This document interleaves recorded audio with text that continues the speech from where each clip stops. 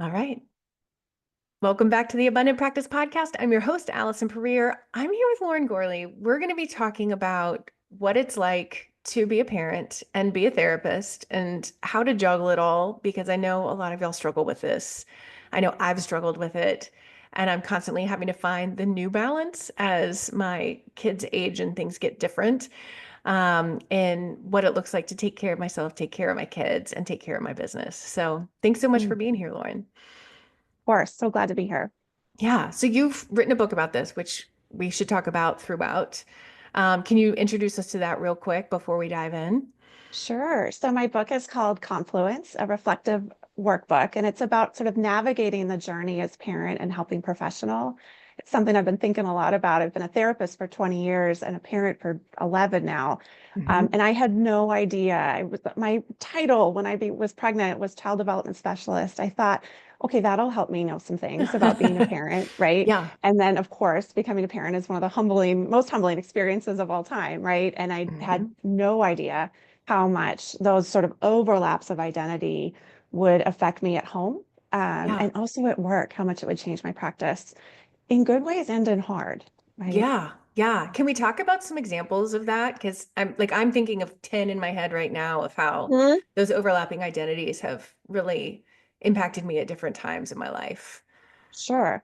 Well, let's talk about some of the good things. And I bet there's more than 10. There's probably a Uh-huh. thousand, right? But some of the things for me is I certainly did bring some of my professional skills and training home, whether Hmm. that was sort of the content knowledge that we know about or we've learned along the way, or some of the more sort of mindfulness skills and things that in a hard moment with our kids or at work, we know maybe a little bit about how to get regulated and how to get through a hard thing.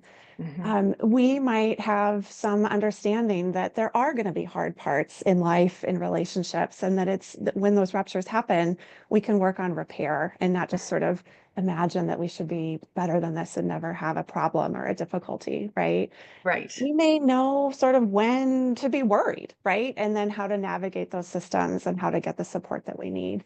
At Yeah. work, as a parent, we're going to bring some of that lived experience into our work, right? Hmm. And I, ex- empathy grows, our maybe judgment of parents may shrink, hopefully, Uh-huh. as we realize just how freaking hard it is to be a Yeah. parent, Yeah. right? But there's some real risks too, I think. And I think it's really important to name this because I don't know about you, but this isn't written or talked about very much at all. We're talking about it together, but Hmm. it's in no part of graduate training or Right. preparation. There's starting to be a little bit of talk about it now in sort of expert trainings and, but not a lot. Hmm. So becoming a parent can change our practice at work, for sure. We know that parents will talk about, I just feel extra sensitive. I can't listen to the news anymore. Oh, yeah. I don't want to watch like violent movies. It hits me too hard. I'm thinking about my Hmm. babies. Think about what we do at work all day, every day. We hear about hard things, right? Hmm. And so we may be not only extra sensitive, but then more sensitive to what we call in the field countertransference, right? Which are Hmm. all of those feelings and sensations that we notice as we're doing the work with clients, perhaps what they're bringing in or how our relationship is going. And so we're going to need some help managing that sometimes if it's starting to feel overwhelming. That sensitivity may also make us more vulnerable to vicarious trauma and burnout. Not only are we taking care of people all day, every day at work, trying to grow our practice, do all the things, we're going home and doing it. Hmm. And that likely means we have less time in the day to take care of ourselves, right? And Hmm. so then we're hearing about the hard stuff. We're maybe struggling as parents or sort of wondering. And, all of that can really compound into putting us at risk for burnout, right? Yeah. Yeah.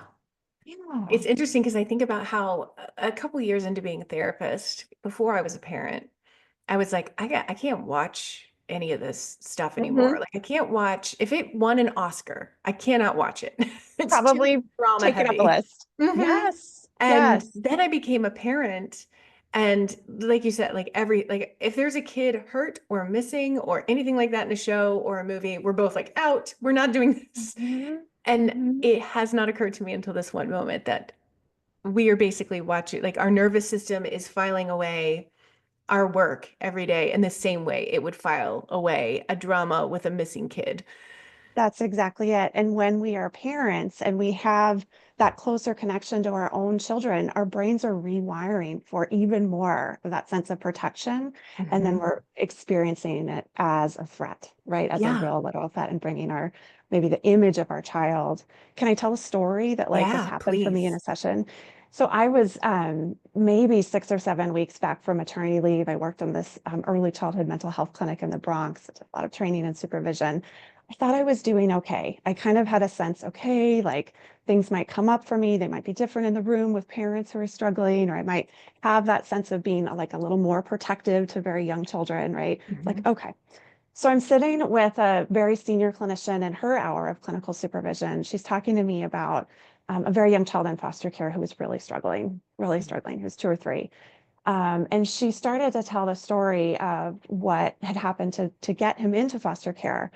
And it sort of, I think she'd kind of forgotten, but it dawned on her in that moment that when this little one was 5 or 6 months old, he had sustained a skull fracture Mm. from one of his parents. It was a little bit of a mystery, and they were still trying to figure out what would be the good next step for him. But that was his early experience. She continues talking, and I freeze, Hmm. absolutely frozen. All I could do was think about my little guy who was 5 or 6 months old, and I could think about his little fuzzy head. And I was just had this wave of revulsion towards a Hmm. parent who could hurt her kid like that. Yeah. And that's an understandable feeling, but it's certainly not a feeling that I could act on. Hmm. If I was in a moment in a session with that mother, right? I needed to really slow down and think about that reaction, make sure I had my own space to reflect on that and get myself okay so that I could be present first with this clinician, and then if I was in a session with a client with a similar story, I could not separate the two out of my own experience and this client's story in that moment. And it was such a good example of how I needed more support. I needed to slow down and make sure that I was okay so that I Yeah. could do my best work with clients. And this stuff will hit us when we least expect it, but it shows Hmm. up sometimes. Yeah, it's interesting how like you come back to like we need the support. Like you said, like we're in a career that is all about offering that support. Yeah. And then we're taking care of our family when we get home. Like we are last on the list if we're not very Yes. intentional. Yes. And that has dire consequences for everyone involved. Absolutely. That's the way you put it last on the list. We go in this field because we want to help, right? Hmm. And we have probably incredible compassion for the folks that we're supporting or wanting to help or building something for.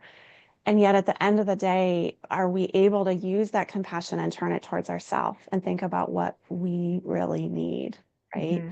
And so I talk a lot about the need for self-compassion, just borrowing the incredible work of Kristen Neff, Hmm. but also borrowing some ideas from the field of infant mental health. And one of those is called reflective consultation and supervision, which is sort of built on psychodynamic clinical supervision, but it can look a lot of different ways. It could be individual support that you're paying for. It Hmm. might be within a group of other providers doing sort of the same work that you're doing, or even in a peer consultation group. And it sort of creates the space to feel held, right? Because we think of all the people that we are holding, right? Hmm. And that so that we need our own space to unpack all of this, to feel validated, to explore how these streams of identities, and being a parent and a therapist is only one of our some of our multiple identities, of course, who we are, all of the other ways that we sort of navigate and identify in this world, we all bring that in. And we want to think about how those identities sort of impact our clinical practice and how our clinical practice impacts us, right? Hmm. Because the work we do has a cost, right? And Right. that's just not just the therapy work that we're doing, but all the things we're doing to try to support our businesses, right? Hmm.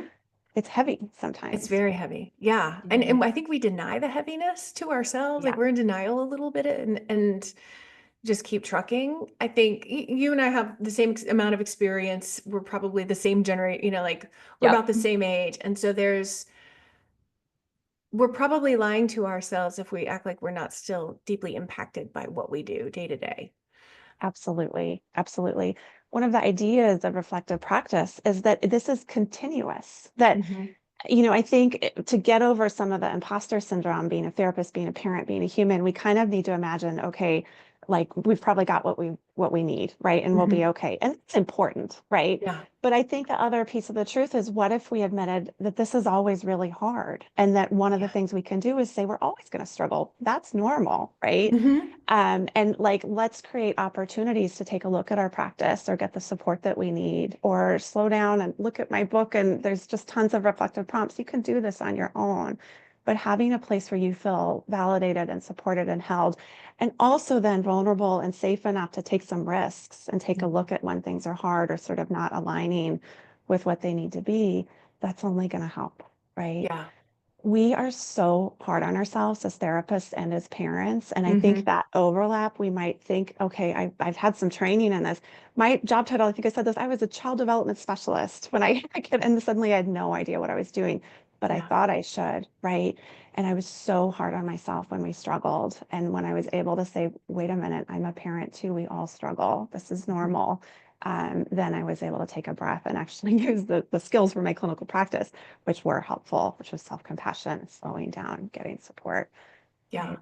And I think like as an ACT therapist, I hear a lot of Mm, oh yeah, this is just gonna suck on some level. Like this is gonna be yep, heavy. And yep, if we pretend like it's not heavy, then we can't feel those feelings and just let it be heavy and let it release, you know? exactly. You're in that middle place of Yeah. like suffering, but not Yeah. knowing either this is going to be what it is or I could do something different, right? Hmm. Yeah. Yeah, I love this. And I think about for private practice therapists. So like when you're in an agency, you have no agency, right? Like you have no autonomy. You are told when you no, have to be there. There's a lot yep, less flexibility. There's a lot less money. Like that's why I'm always telling people who ask me, the private practice is like the absolute best place for a new parent because you can create your own schedule. You can work the hours that make sense for your family. The a- number of times my hours have changed, it's astounding. Just to like absolutely. let my family come first and accommodate what needs accommodating. Absolutely. When Um, my kiddo was almost 2, we moved to the Midwest. My mhm. partner's job was here, and so we moved, and it was the opportunity to create my own private practice. One of the first things I read actually was your guide to maternity leave, which was a Oh, little bit late, just a yay. little bit late for me, but oh my gosh, it was like, you do what you need to do. Here's how to keep your clients in mind. But Hmm. here's if you don't do the things that you need to do to take care of yourself throughout the day and on the regular, do any of this, right? Hmm. And then ironically, COVID taught that same lesson again Mm. when we were suddenly doing even more. And Yes. I think I had sort of taken that ethos from agency work of I need to work 8 to 6, I need to be available late so people can come in. And I'd sort of carry that into my private practice. Hmm. Honestly, it helped a little bit when I was building to get people in Hmm. the door. But when COVID happened just a few years later, and I realized I have to do even more of all of these things and somehow be a homeschool teacher and all the Right. things, what do I actually want to do right now? Right. Once we were sort of in the, oh my gosh, I can breathe, maybe a year later after the lockdown, I Hmm. realized I didn't want to work after school. I wanted to be home with my kid. And now I Yes. am 3 days a week, right? We figured out childcare for the other two. That's the perfect balance for me. I actually don't want to do math homework every day with my kiddo because sometimes it's a nightmare. Hmm. But I do want to be there more days than not. And I can because I'm my boss. I get to choose, right? Yeah, yeah. And so I That know was the my value. people, Yeah. yeah, the people who work with kids right now are like, no, but you don't understand. I have to. If I want to see kids, I have to work after school. And so what I'm hearing you say, and I know what I've said a lot, is like, not necessarily. Like there Yeah. are other ways. I'm going to go back to one of your resources, which is the what to say when, right? Hmm. And I think about it all the time when I say my availability is, or my hours are, I'm available on Tuesdays at 9, 10, and 1. Hmm. And then Yeah. you wait, right? Yes. Parents will figure it out. I'll provide a school note. I'll talk to that teacher and find the time that's like a little bit easier for them to get out of school. Hmm. There are going to be a very small handful of families, they're two-parent working families, whatever it is, that really are struggling to get there. And you know what? I do have a couple of spots for them, but I'm not Hmm. going to talk about those spots right away until I really assess the need. And more Yes. often than not, I can see them at 8. We can figure it out. Yeah. Yeah. Yeah. And it's, I mean, so my youngest just started in therapy. And Yep. the therapist was like, well, I'm assuming you want some after school spots. I've got this and that for that. And I was like, the practice builder in me was like, don't do it. But I was like, okay, I'll take that after school spot, even though I was Sure. totally Yeah. expecting and totally willing to come in the middle of the day. Like, sure, I'm happy for it to be a bit more inconvenient for me, but I was willing for it to be inconvenient, you know?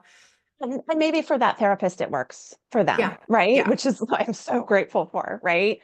Yeah. But I know for me, I'm going to be a better therapist and a better human, thus Hmm. parent, if I can sort of find the schedule that works for me. I'm a morning person. Really glad we're having this conversation Yeah. first thing in the morning. That's actually when Mhm. I'm best. Yeah. I'm going to do my absolute best on Thursday at 4. But, Uh, you know, I'm not going to do that every week because it takes a toll, right? yeah, Yeah. absolutely. Yeah. Yeah. It brings me back to ACT, which is being really clear about what your values are. And Hmm. I think as a parent and a therapist, a practice builder, we have to do that. And then our life feels more manageable and actually energizing rather than just depleting, right? 100%. And when we're Yeah. starting our practice and we feel a little bit more desperate around it, it's really hard to Yeah. trust that like you can have what you want and that you can put your Yeah. values around your family first. Yeah. And sometimes I think most of us probably have to prove it to ourselves that we can do that. And by doing the opposite, like I was working till seven Yeah. because I thought I needed to work until seven. Yeah. Until I had my baby, I did not want to work. I'm a morning person too. I'd rather work at 7 in the morning than 7 at night Same. any day. Same. And but I was working till seven until I had my oldest, and then I had to, like, I absolutely Mhm. had to be like relieve the nanny because trying to find a daycare in Seattle, you had to sign up a year ahead of time. But Yeah. the nanny had to Before you were go. pregnant, right? Yeah, 100%. Gosh. So I um Yeah. I was taught like, oh, people still come. Like I'm still full. This is fine. Yeah. Yeah. Every year I've gotten clearer and clearer about what hours I'm available and best at. My practice has grown. Like, so my Yes. income has actually gone up as I've worked a little bit less or been available for a little bit less. Hmm. And, I've not marketing a lot now. I've shifted. I still see kids, right? So they're Hmm. coming in. But these days I see a lot of helping professionals. It's where my real passion lays, right? Hmm. And so whether that's in psychotherapy or reflective consultation or supervision, creating the space where people can come and talk about those struggles and feel validated, it makes such a difference. And because I'm sort of aligning with where I feel energized and good and sort of focusing my professional experience, people find me. Right. Yes, exactly. Yeah. Because people are getting results, people are feeling good about the experience, they're telling their friends who Mhm. need therapy, so Mhm. it's the when you're doing great work, word of mouth spreads, and it's harder Mhm. to do great work when you're burned out. And think about, as professional caregivers, we're caring for people all day, every day at work, and Mhm. then coming home and needing to do probably even more with our families and young children and adolescents too, probably need more of us than infants Jeez. at some point, Yes. like, and maybe not as cute and cuddly to like fill up that cup either. Um, it's too much. And so Mhm. creating sort of that way of figuring out what's really workable and sustainable for Yeah. us, is going to make such a difference, right? Hmm. And so how do you help people in your book with trusting that they are important to take care of and that they Yeah, don't need to be last on the list? yeah. I think the first part of the book is sort of just the more information, right? Mhm. And so lots of research there, but also a lot of stories. And I think you've probably heard this, like when people start telling the stories of what it's like to be a parent and a therapist, the whole room like joins in of anyone that's sort of Mhm. tried to become a parent, is a parent, is working on it, right? It is so real. And we need those experiences of feeling validated and understood, right? That we are Mhm. not alone in this struggle. And so I think that's a really important piece is finding people or professional support, whatever it is, finding your friends that you can really talk about how hard it is. I think when we're a therapist or doing this work, our partners, our friends and family might think like, oh, she's got this. They've got Mhm. this, right? And Mhm. maybe even like, getting our partners to pick up their own book about parenting or about child development can be a Right. struggle because we're expected to be the expert at home too. Right. And we're I also the spent ones reading the books because we are a like, I don't know what lot. I'm doing. So we're like, here are my 37 I, parenting books that all yeah. conflict with each other. I have a deep interest in reading a lot of parenting books, right? At Uh-huh. work and at home, because I am always doubting, like, do I, right? My partner, however, has read very few, unless I'm like, Mhm. listen to this together in the car. He's trapped, Yeah. right? But can we find the places where we can be far more vulnerable in that and be not need to be the expert, but be with Hmm. friends that where we can say, oh my God, this is so hard right now. And for them to know it is really okay for us to talk about the struggle. Like I am not Yeah. talking to Lauren, like the therapist expert right now. The irony here is in infant mental health, we get as far away as possible from an expert stance. So it's funny that word even keeps coming out of my mouth because I think we all know that the more we can sort of get away from anyone knowing what they need to know and into a place of like, let's be vulnerable and talk about what's hard together and talk about what feels okay and good and also where the struggle is, we're going to do way better, right? So 100%. that's an important piece. So that's sort of a parenting thing, but at work too, like if we are starting to doubt ourselves, having hard moments with our kids, is that sort of easing or oozing into our work with clients, bringing in some self-doubt or judgment of ourselves? And then we need to really slow down and take a look at like, how do I hold my stuff as separate and know that it is impacting me and maybe even my practice, but also then be able to be very present with whatever's happening in the room and with your relationship. Yeah. And so that may be spending some time journaling, answering some reflective prompts, finding someone to talk it through with, a peer, or a colleague, or a professional helper. But just, really thinking about it. There are things that change in our practice. I read a lot of research in pregnancy. Therapists get really way more direct, which is really interesting, right? That's We're fascinating. pregnant, we're like, I feel like time is a little shorter. And Uh-huh. actually, sometimes that directness can really serve the Hmm. clinical success, right? And sometimes we might be going a little far, right? Yeah. Who isn't doing a little bit more self-disclosure or at least feeling pulled to do a little bit more self-disclosure than usual once we become a parent? It can feel very helpful to share those stories. Yes. Sometimes it is clinically helpful. Sometimes it's getting in the way of thinking about what Hmm. our client needs. And so bringing in those like ideas of reflective practice and getting the support that we need to sort of continually look at our practice and make sure we're good, right? Hmm. Is going to support us along the way. Yeah. Yeah. I remember sharing something with a client that I was like vetting in my head before I shared it. So I felt like You were doing the it before was a work. good Yeah. share.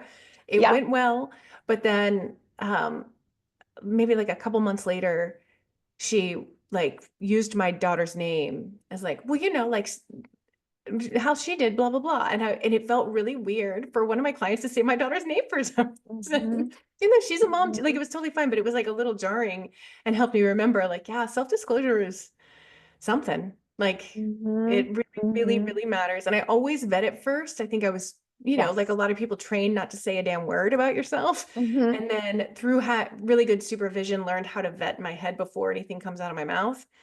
But yeah, it's That's interesting. exactly it. Yeah, Yeah. that's reflective practice is doing that work before you vetted Uh-huh. it, during reading the room, and then after. And after is not just after you've said it or the client's responded, but 3 or 4 months later when they're Yeah. still thinking about that story or making it their own, right? Hmm. And so then we can hold in mind, okay, this is could be a powerful thing. Let's be careful, right? How Yes. much do Yeah. I want to share here? Absolutely. And I think, this field has come a long way from where we were trained, which was really based in old psychoanalytic stuff. The first psychoanalytic therapist thought, um, if I do my own work, if I do my own analysis, then actually when I'm in a room with client, I am a blank screen. That was their Hmm. word. I have Right. literally done all the work so I can set it aside. Time went on, right? We're Uh-huh. still kind I'm of trained like fixed. that. Yeah. Yeah, all better. Uh-huh. And I will be completely transparent. It's all about the Mm. client. And feminist psychotherapists showed up and went, wait a minute, like, I think actually do need to share parts of ourselves so our clients can make an informed decision and make sure that we're aligned in the ways that matter, maybe not in all the ways, but the ways that are important to them to make sure that they feel safe and comfortable to do the best work they can. Right? Yeah. So we've shifted, and hopefully all of us are sort of figuring out where we land on that continuum with some reflective work. And then Mhm. you can figure out what's right for you and for your client. And that'll change over time. But if you're finding yourself pulled to tell that story all the time, or to think that because of Mm. your experience with your kid in a difficult moment, their sleep concerns or whatever, that N=1 experience is going to translate to every other story of infant sleep that you hear about, it's Mhm. just not going to be true. And we want to slow down and think about, Yeah. okay, like what do we best need to do here, and where are we grounded in the Right. right sort of frame? Yeah. And I think too, Yeah. sleep deprived, and maybe you're Oops. hanging out with other new Yeah. moms, for instance, and like you're all Yeah. sharing everything. Like I remember when I came Yes. back from maternity leave, that was something I really had to like be on top of because I was just like blah, blah, blah, with all my mom Yeah. friends who also had infants, and Which I was needed to like instrumental to your survival, right? 100%, Yeah. yeah. But like here I am back at work. This is a different scenario. It's a different situation, Yeah. and I have to I really have to like, shift. yeah, sew myself back up a little bit, you know, like, Yes, yes. And hmm how do I hold?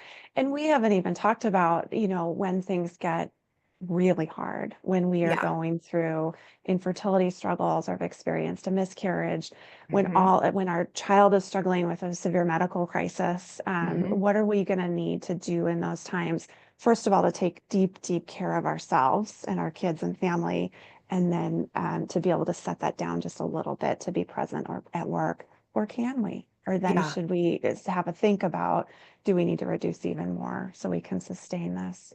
Yeah. Right. And in fact, I had an experience I'd written in my newsletter about like my daughter's epilepsy and it Yeah. kind of rearing its ugly head again and in more severe ways. And Mm. literally 2 weeks after she'd had that seizure, one of my clients' kids had their first seizure. Oh my gosh. And I was like, okay, I'm a social worker. I have lots of resources I can give her. I need to not like fire hose her with resources, even though the Yes. social worker in me wants to do that. Yes. I am a fellow mom who gets how fucking scary this is, but I need to not show her how scared I was and am still. Mhm. That's not for this specific client. I can't leak all that out. Um, and so, like, really assessing in that moment quickly how to respond. Yeah. And, ended up disclosing I had a child with epilepsy, but not that we'd had this That's it. brand new reoccurrence. And like, what resources does she already have? Who is she seeing doctor wise? What's her pediatrician, situation to make sure that she just had resources without being like, That's it. here's who we love and who we hate, like, here's the That's it. medicine we use. Like, we didn't do any of that. Even though with a friend, I might have, even though what medicine works for one kid, it has nothing to do with how it's going to work for another. Depends But on the week too, yeah, right? yeah. But Yeah. with fellow parent friend, I would have a very different kind of conversation. Yeah. You knew your client well enough to slow down and hmm realize you needed to hold your stuff, right? Your Yeah. own personal experience of it to sort of hmm understand where she was at. You did a social work assessment, is what you Right. did, right? Yes. Uh-huh. Catch up, and then figured out and did disclose at that point that you knew some things about this, but you were Mhm. sort of titrating what they needed, Yeah. right? More than Yeah. just making it into probably also very needed support hmm session, but that wasn't that, Yeah. right? Yeah. Yeah, and so Absolutely. you could slow it down, and that is such an incredible example of that confluence. Your lived experience as a parent and your daughter's medical difficulties came into that session, but you held it in a way that was therapeutically helpful. You were Yeah. doing that work. Yeah. Absolutely. Lauren, this is so good. What's the best place for people to get your book? So the book is on Amazon and Uh-huh. it's Confluence, Uh-huh. Navigating the Journey of Helping Provider and Parent. And my website is www.mapletreewellness.com. hmm There is a page just for Confluence and you can get on my mailing list. I promise not to get in touch very often, but I am working on some groups that will be ongoing for support if people Oh, want to talk more about this. Yeah, amazing. so those are coming probably in the fall. Um, I have loved writing a book, but I'll tell you the course I didn't take is how to publicize your book. So I'm still Uh-huh. figuring it all out. But those are the best ways to reach me and be in touch. I'd Amazing. love to talk more. Thank you so much. This was really good. And I think especially for the people thinking about being parents or the people Yeah. like just in the thick of it, like it's helpful to hear. There's a whole book written about this specific overlap because it's difficult. And you're not alone, right? Yeah. And there's places and spaces that we can get support and be better because of Yeah, it, right? absolutely. Yeah. I'm Awesome. so glad to be here. Yeah, I really appreciate it. Yeah. All right. Well, take care. Okay. Bye bye. Bye.